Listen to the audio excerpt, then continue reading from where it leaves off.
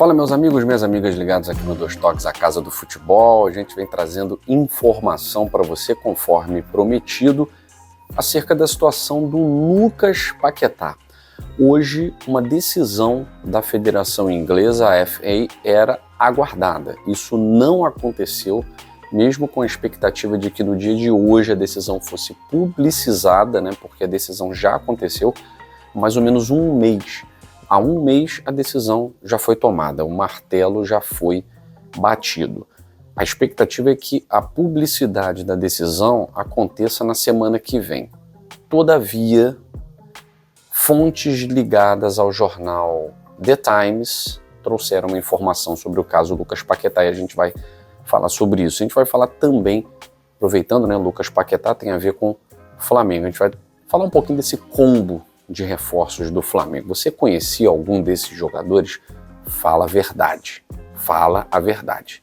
Senão, a gente vai falar um pouquinho deles aqui no Dois Toques, a Casa do Futebol, depois da vinheta. Bom, meus amigos, minhas amigas, quero agradecer demais a audiência de vocês. Você hoje, principalmente, né?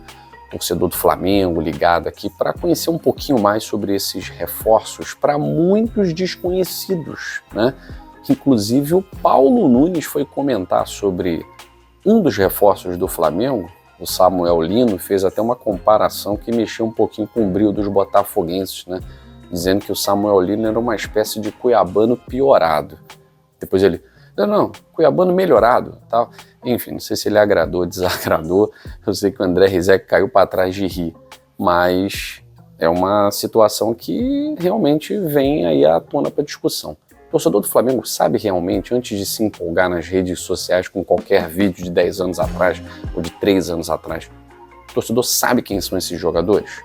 Para cravar se são bons reforços ou não, a gente vai falar tudo sobre isso. Mas antes, quero trazer uma informação importante aqui para vocês. Caso Lucas Paquetá. Na parte da manhã, no dia de hoje, rolou uma fake news, você está vendo aí, né? Uma postagem fake dizendo que o Lucas Paquetá havia sido banido do futebol por 3 anos e não poderia jogar por clube nenhum, por lugar nenhum, tal. Não poderia pisar na Inglaterra mais, tal. Fake news, tá? Fake news, essa informação veiculada bastante aí nas mídias sociais. Fake news não procede. A informação que procede é uma informação, uma fonte ligada ao The Times, um dos principais periódicos da Inglaterra, falando exatamente o contrário, de que a tendência é a de que haja a absolvição, tá? A tendência é de que haja a absolvição do Lucas Paquetá, no caso envolvendo manipulação de resultados. E aí, é claro, muita gente falando, será que isso pode influenciar o caso do Bruno Henrique aqui no Brasil? São casos completamente diferentes.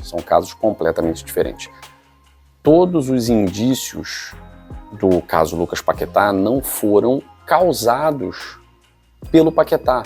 O Paquetá tomou o cartão amarelo. Muita gente na ilha de Paquetá apostou, o irmão, o tio e tal. Existem coisas que realmente precisam ser explicadas, né? Mas o caso Lucas Paquetá não tem nada a ver com o caso do Bruno Henrique. O Bruno Henrique, ele produziu ele mesmo, através de conversas com o irmão, indícios de que haveria realmente participado de manipulações de resultado, entre outras coisas. Tanto que há uma investigação na mão da polícia e do Ministério Público, né? E o próprio STJD também já autorizou a investigação e recomendou a investigação. Então é um caso completamente diferente que não dialoga com o caso do Bruno Henrique. Mas falando de Bruno Henrique, falando de Flamengo, você conhece Samuel Lino, Emerson Royal, Saul? Já ouviu falar deles? Acha que foi uma boa contratação? Enfim, o Paulo Nunes disse que o Samuel Lino é um cuiabano piorado e depois consertou para melhorado e tal. Será mesmo que o torcedor sabe quem são essas 3 figuras aí que estão como reforços do Flamengo? Aliás, Samuel Lino é o reforço mais caro da história do Flamengo, hein?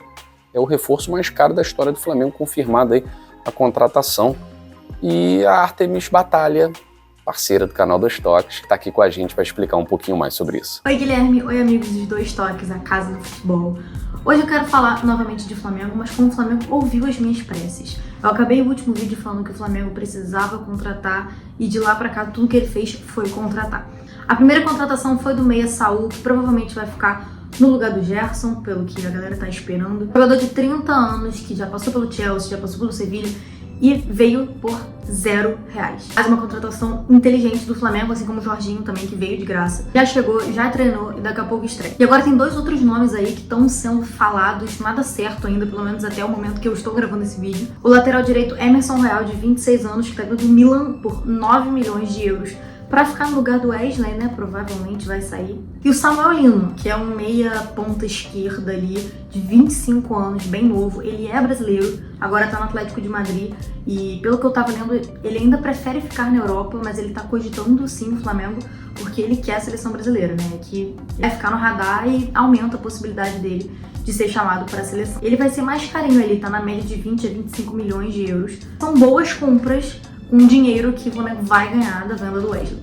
Mas eu acho que o Flamengo tem que dar uma sondada ali pra ver se tá na hora de vender alguém, porque a gente tá tendo muita gente na mesma posição que vai acabar não jogando, ficando no banco o ano inteiro. Mas agora que a gente falou das contratações e de como o Flamengo me ouviu, a gente tem mais uma polêmica aí, né? Eu já falei do Filipe Luís e do Pedro no meu primeiro vídeo. No passado eu falei como que o Filipe Luís botou o Pedro e o Pedro fez o gol da vitória, etc.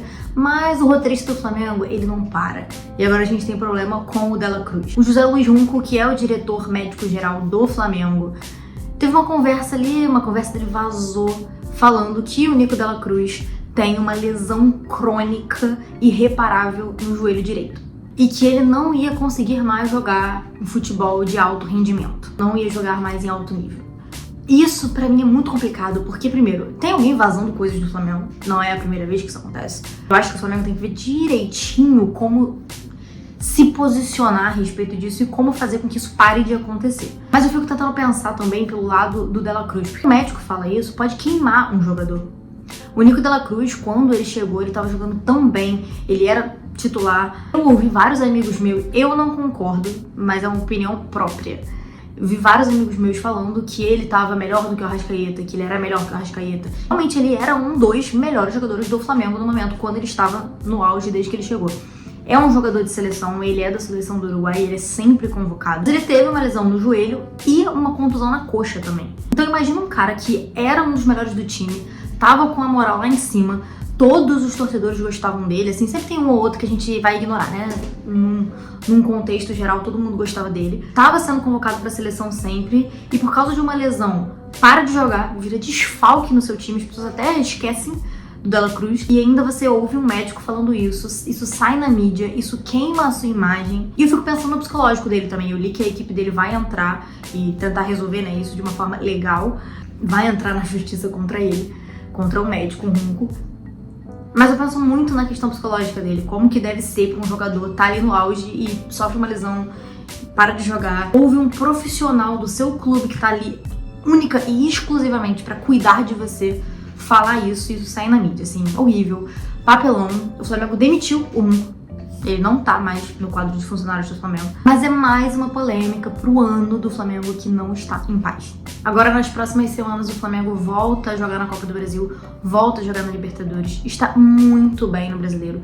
Ganhou do Bragantino com um gol do Wesley, provavelmente gol de despedida do Wesley. Teve a volta do Vinha jogando muito bem. Não precisamos comentar do gol do Bragantino com 8 segundos do segundo tempo. O que foi que aconteceu ali? A questão é que o Flamengo tá bem. Ainda tem um jogo a menos do que o Cruzeiro. Tá em 3 competições importantes. Vai jogar contra o Galo na Copa do Brasil, vai jogar contra o Inter na Libertadores. Não pode deixar esse tipo de coisa, esse tipo de picuinha, esse tipo de...